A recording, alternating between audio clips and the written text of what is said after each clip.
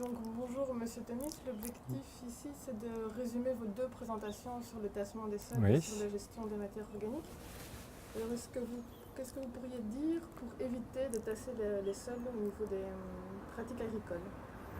Alors déjà, peut-être la première chose, c'est de bien comprendre les mécanismes du tassement, pour ensuite évaluer les marges de manœuvre afin de limiter les risques. Et donc ce qu'il faut savoir, c'est que le tassement, déjà, c'est la résultante d'une pression qui va être exercée sur le sol, et puis de la résistance du sol par rapport à cette pression.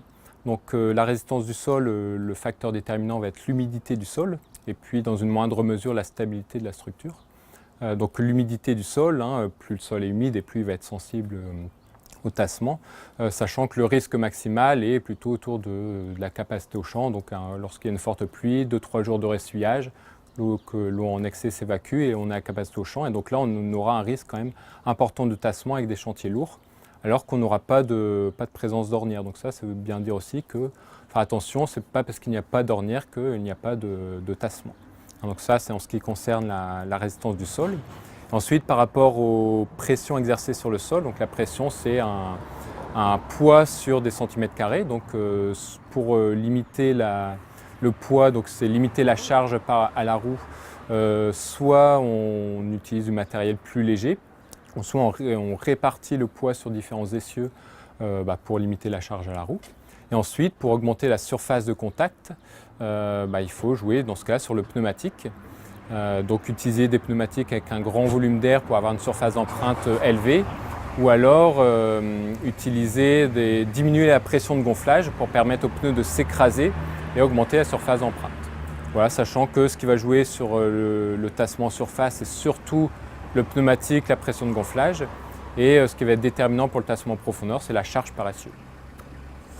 Concernant le nombre de passages, vous conseillez d'avoir plusieurs passages ou de réaliser un passage Alors, par rapport au nombre de passages, en fait, il y a assez peu de travaux encore là-dessus, mais ce que nos premiers travaux semblent démontrer, c'est que quand on additionne les passages, il y a un effet, on va dire, quand même accumulatif sur la structure du sol. Donc, si on passe 2-3 fois, on va tasser plus que ce qu'on ne passe qu'une seule fois, mais on va tasser plus surtout dans l'horizon labouré, ou l'horizon 0,30 en non-labour.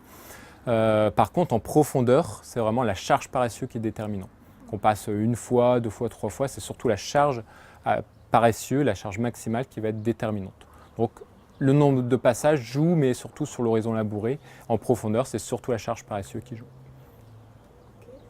Alors, concernant la gestion des matières organiques, quels sont les avantages au niveau agronomique d'avoir un sol avec un taux élevé de matières organiques?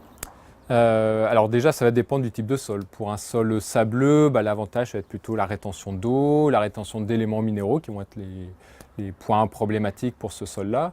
Pour les sols argileux, c'est des sols qui sont plutôt lourds à travailler. Et donc la matière organique va permettre d'améliorer la friabilité du sol, donc le rendre plus facile à travailler en améliorant sa friabilité. Et ensuite, pour les sols limoneux, le fait d'avoir un taux de matière organique plus élevé, notamment, ça va permettre d'améliorer la stabilité des agrégats et donc le rendre moins sensible à la battance, moins sensible à l'érosion. Voilà. Et puis ensuite, pour n'importe quel type de sol, c'est le fait d'avoir plus de matière organique, ça va permettre de fournir plus d'éléments minéraux, azote, soufre, phosphore, potassium, tout un tas d'oligo-éléments, quel que soit le type de sol. Et à partir de quel taux de matière organique on peut voir ces avantages au sol? Alors ça va dépendre de quelle fonction on regarde. Est-ce que c'est plutôt la fourniture d'éléments minéraux, de la travaillabilité, la stabilité de la structure. Si on prend les travaux qui sont les plus poussés, c'est au niveau de la stabilité de la structure, notamment pour les sols limoneux.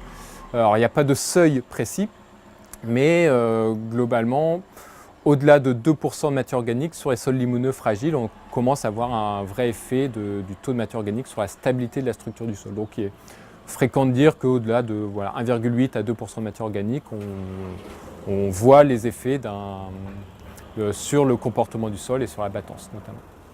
Et une dernière question, quelles sont les pratiques culturelles qui permettent d'augmenter la matière organique du sol? Alors, si on veut augmenter la matière organique en surface, plutôt pour un problème de battance, de stabilité structurale, La pratique la plus efficiente, la plus efficace, ça va être la réduction de la profondeur de travail du sol pour moins diluer la matière organique et avoir la concentrer en surface.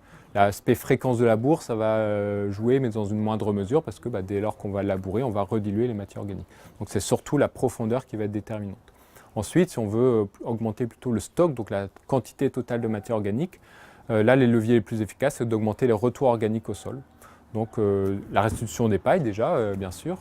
Et puis sinon l'apport de compost, l'apport de matière organique plutôt stable. Ça peut être du fumier, ça peut être du BRF, du mal fragmenté.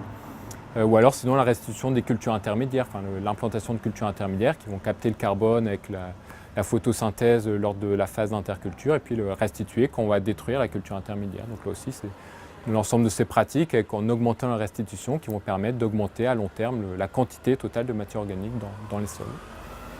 Voilà.